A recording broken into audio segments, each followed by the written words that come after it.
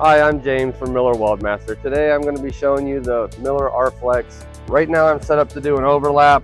I got the first panel set, bring the electrode down and hit weld. It really is that simple.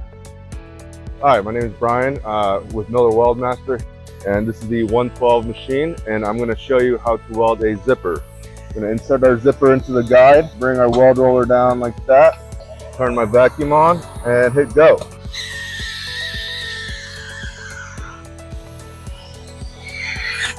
Just like that, we have our zipper.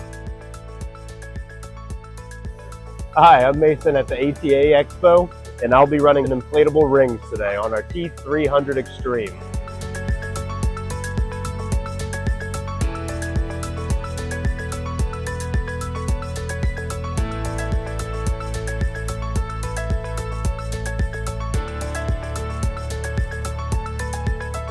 I'm Zach McCormick here at the ATA Expo, running the HG50 today, folding into a hem, accumulation system, grommeting at length, and cutting at length.